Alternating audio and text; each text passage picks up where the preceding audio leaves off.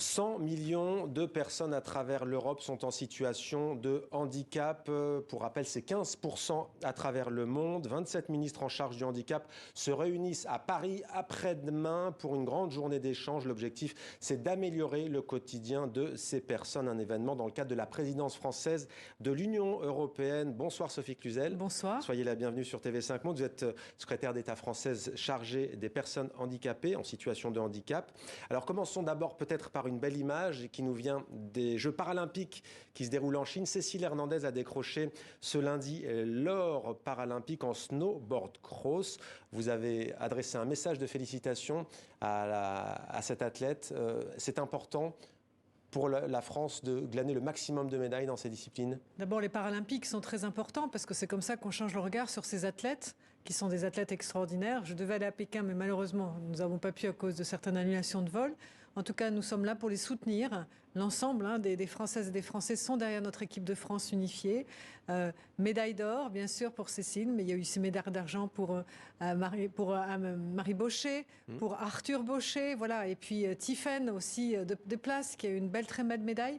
Donc, une très belle équipe de France, bien préparée. Marie-Amélie Le Fur, la présidente du comité paralympique, qui s'envole tout à l'heure pour Pékin, justement pour les soutenir. Nous sommes tous derrière eux. J'ai voulu commencer par cette actualité sportive. Pourquoi? Parce que c'est désormais avéré, et depuis plusieurs années, que le sport favorise l'inclusion des personnes en situation de handicap. C'est un levier d'intégration sociale. Est-ce que vous allez en parler après-demain et quel progrès y a-t-il à faire en la matière en France? Alors nous avons fait beaucoup en France déjà, avec une très belle feuille de route que je porte avec la ministre du Sport, Roxana Maracineanu, avec du sport à l'école aussi, faire du sport partagé, développer la pratique sportive pour les personnes en situation de handicap, parce qu'il en va de la santé, mais aussi de la résilience, de la reconstruction. Avec les élèves bien valides, bien sûr. C'est toute notre politique d'école inclusive que nous portons, y compris dans le sport. Et en effet, le sport est un vecteur d'intégration, c'est un vecteur de reconstruction, c'est un vecteur aussi de santé, d'exercice physique. Et les Jeux olympiques et paralympiques, les Paralympiques de Pékin et ceux de Paris bien à venir, seront un très beau levier pour accélérer et changer le regard sur le handicap et les performances des athlètes. Alors quel est l'objectif de cette grande conférence qui se déroule après-demain à Paris? 27 ministres européens, on l'a dit. Alors c'est d'abord d'échanger sur l'accessibilité des droits des personnes en situation de handicap avec la nouvelle charte 2021-2030 que porte l'Union européenne. C'est aussi parler de l'éducation inclusive et de la formation pour surtout toute l'après-midi pouvoir échanger sur l'insertion professionnelle, puisque nous allons participer à justement améliorer le paquet emploi que nous comportons avec la ministre de l'Emploi, Elisabeth Borne, pour faire des propositions justement à l'Europe, pour avoir ce socle indispensable, pour permettre la mobilité aussi des étudiants en situation de handicap, très important pour l'égalité des chances, et puis pour acter le fait que les personnes handicapées, vous l'avez dit, elles sont 100 millions en Europe, et il nous faut encore progresser sur l'insertion professionnelle, le maintien dans l'emploi. Donc des séquences très rythmées. Et pendant le déjeuner, je les réunirai aussi pour que nous fassions un focus sur où nous en sommes sur la recherche européenne sur les causes de l'autisme. Et on a un autre invité avec nous ce soir, Mathieu Annereau. Il a une question à vous poser. Bonsoir Mathieu Annereau. Merci d'être avec nous en direct dans 64 minutes. Vous êtes le président de l'association pour la prise en compte du handicap dans les politiques publiques et privées. Vous êtes conseiller municipal à Saint-Herblaye. Vous êtes également conseiller métropole à Nantes et député suppléant La République En Marche. La parole est à vous. Quelle est votre question à la ministre ici présente? Oui, bonsoir Madame la Ministre. Alors dans le cadre de cette présidence française de l'Union européenne, il nous semble que le thème de l'emploi, vous l'avez abordé, est fondamental. C'est par l'emploi qu'on acquiert du lien social, qu'on peut accéder à un logement digne, à une vie épanouie très largement.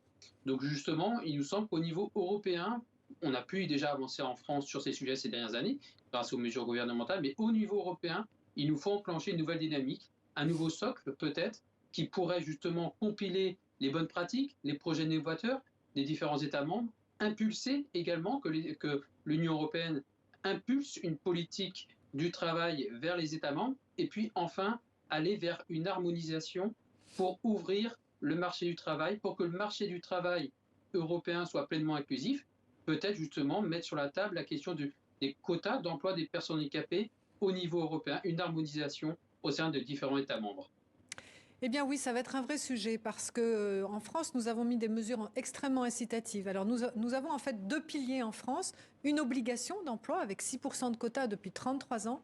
Et depuis 5 ans, je travaille justement à passer de l'obligation à l'envie pour accélérer. Ça a porté ses fruits, et comme le disait Mathieu Hennereau, parce que nous avons une baisse du taux de chômage de 5 points en France. Et c'est pour ça que j'ai voulu que nous ayons toute l'après-midi ces échanges de bonnes pratiques. Comment aller plus loin? Il y a déjà plusieurs pistes. D'abord, je voudrais qu'on généralise massivement en Europe le Duo Day, parce que ce Duo Day a porté ses fruits. C'est donc une journée où on ouvre les portes de l'entreprise justement pour qu'il y ait cette rencontre si indispensable et permettre justement de faire tomber les préjugés, de travailler sur les talents et les performances des personnes en situation de handicap. C'est toujours au milieu de la 3e semaine européenne, de la 3e semaine de novembre, qui est la semaine européenne de l'emploi des personnes handicapées. Rien que pour vous donner un chiffre, 30 000 duos en France en novembre 2021, 17% ont conduit à l'insertion professionnelle. Donc c'est un vrai levier d'acculturation de la différence et permettre justement l'expression. Et nous allons porter aussi, je pense, avec l'ensemble des pays européens, le job coaching, c'est-à-dire l'emploi accompagné, parce que là, pareil, dans beaucoup d'autres pays d'Europe, ça produit ses effets pour des handicaps qui sont complexes. Rappelons que 80% des handicaps sont invisibles, notamment le handicap psychique, le handicap mental, et les personnes bien accompagnées sont en emploi durable. Mais vous êtes pour ou contre des quotas à l'échelle européenne? Alors nous avons un quota qui a fait consensus pour le conserver. Moi, je pense qu'en effet, beaucoup de pays d'Europe, en fait, on a moitié-moitié à peu près en Europe sur des pays qui ont des quotas et d'autres non. Beaucoup de pays se posent des questions, ceux qui ne sont pas encore rentrés dans cette politique ou qui la démarrent, comme au Portugal. J'ai échangé avec mon homologue en Belgique. Je pense que c'est incitatif, le quota, mais il faut aller bien au-delà. Il faut accompagner en même temps l'employeur, qu'il soit privé ou public, et faciliter aussi la montée en qualification des personnes handicapées. C'est le maître mot. L'accès à l'emploi, c'est la qualification. Donc, comment favoriser l'échange aussi? Parce que je pense que pour l'égalité des chances, pour faire monter, par exemple, les étudiants, il nous faut accélérer le Erasmus étudiant en situation de handicap, permettre justement cette mobilité. En prêt-à-membres. Alors, au mois d'août dernier, Madame la Ministre, les Nations Unies auditionnaient la France sur les progrès de sa politique menée en faveur des personnes en situation de handicap. Et dans ses conclusions, vous le savez, l'ONU invitait Paris à se mettre, je cite, en conformité avec la Convention internationale des droits des personnes handicapées. La question est simple, c'était au mois d'août. Où en est-on 7 mois plus tard? Est-ce que vous avez rectifié le tir? Alors, non seulement j'ai rectifié le tir, mais depuis 5 ans surtout. Parce que l'éducation et l'école inclusive est une réalité. Là, c'était au mois d'août, donc c'était quasiment 4 ans et demi après. Oui, mais je pense qu'ils n'ont pas tout à fait entendu tous les progrès qu'on a pu faire depuis 5 ans, notamment sur le parcours scolaire des enfants en situation de handicap, avec 20% de plus d'élèves en situation de handicap à l'école ordinaire, avec 35% de plus d'accompagnants et avec cette capacité justement d'avoir un parcours. Ce que l'ONU nous demande, c'est par exemple de pouvoir travailler mieux sur la sécurisation des parcours pour passer de ce qu'on appelle l'emploi protégé, ou les établissements médico-sociaux dans le monde ordinaire. Préoccupé par la différence entre, je cite, la politique et la pratique.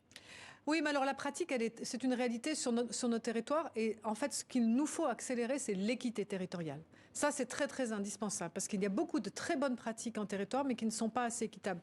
D'où l'intérêt de mettre un baromètre pour suivre justement département par département, région par région, là où on en est. J'ai mis le baromètre de l'accès au droit avec les maisons départementales des personnes handicapées pour qu'on puisse travailler justement sur cette équité. Mais quels sont les départements les plus... Eh bien, c'est très variable. Par exemple, dans le département du Nord, qui est une très grosse maison départementale des personnes handicapées, on est arrivé à rentrer dans les 3 mois de délai pour avoir son allocation, sa reconnaissance de qualité de travailleur handicapé, ce qu'on n'est pas à Paris, ce qu'on n'a pas dans la Creuse, etc. Donc moi, je viens à côté des départements pour améliorer l'accès au droit. Et c'est pour ça que le 10 mars, je publierai le baromètre emploi et handicap pour que les entreprises aussi puissent faire savoir déjà leur engagement dans la responsabilité sociétale sur les indicateurs d'emploi, de maintien dans l'emploi. Je pense que faire savoir sur notre France à l'ensemble justement des citoyens permet de progresser tous ensemble.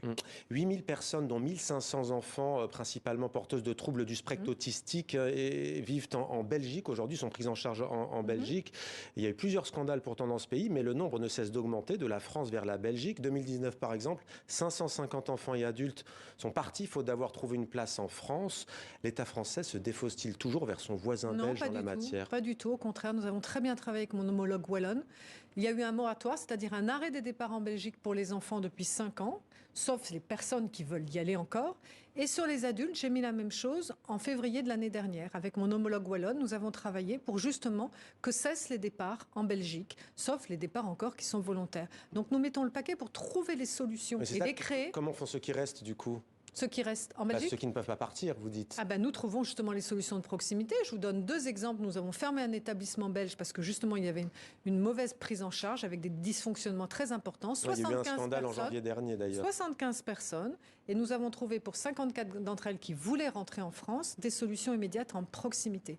Et j'ai sanctuarisé 90 millions pour justement faire sortir les solutions beaucoup plus proches. Et là, je fais un appel aux associations qui sont gestionnaires pour qu'on accélère encore les solutions de proximité. Donc nous sommes le premier gouvernement à mettre fin au départ en Belgique de ces adultes qui ne veulent plus y aller. Et c'était bien normal, c'était, acté et demandé par les associations depuis longtemps. Et maintenant, nous travaillons ensemble pour les solutions de proximité. Merci beaucoup, Sophie Cluzel, secrétaire d'État française chargée des personnes handicapées. Merci à vous, Mathieu Hadreau, d'avoir pris le temps d'interpeller aujourd'hui la ministre ici présente. Merci à vous. Au revoir, Mathieu Hadreau.